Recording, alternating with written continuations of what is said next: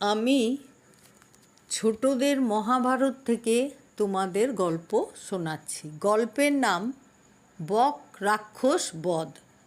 অবশেষে নানা পথ ঘুরে শ্রান্ত ও ক্লান্ত পাণ্ডবেরা একদিন লোকালয়ের কাছে এসে পৌঁছালেন।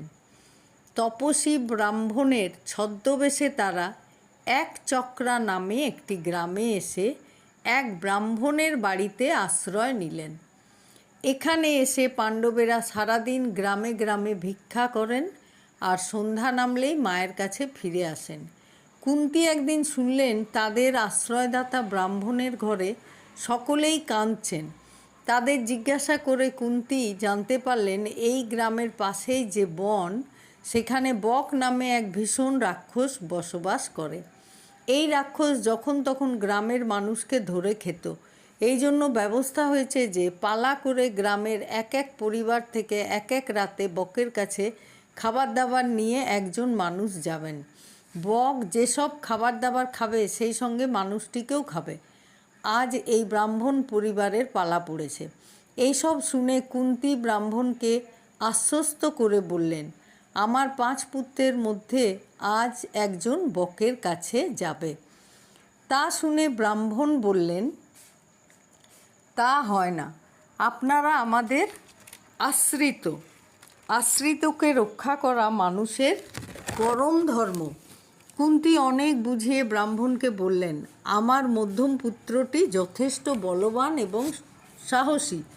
সে বককে মেরে গ্রামবাসীদের নিশ্চিন্ত করবে, কিন্তু এ খবর আপনারা কাউকে বলবেন না। অবশেষে কুন্তীর কথায় ব্রাহ্মণ রাজি হলেন। ব্রাহ্মণের দেওয়া খাবার দাবার নিয়ে রাতের অন্ধকারে ভীম বকের আস্তানায় গিয়ে হাজির হলেন। তারপর নিজেই সেই খাবারগুলো খেতে লাগলেন।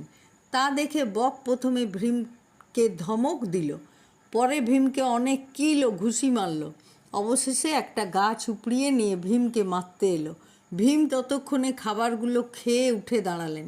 বক ছিল যথেষ্ট শক্তিমান, কিন্তু ভীম ছিলেন তার থেকেও শক্তিধর। ভীমও একটা গাছ উপড়িয়ে নিয়ে বককে আক্রমণ করলেন। দুজনের দাপাদাপিতে বন বাদর একেবারে ছারখার হয়ে গেল।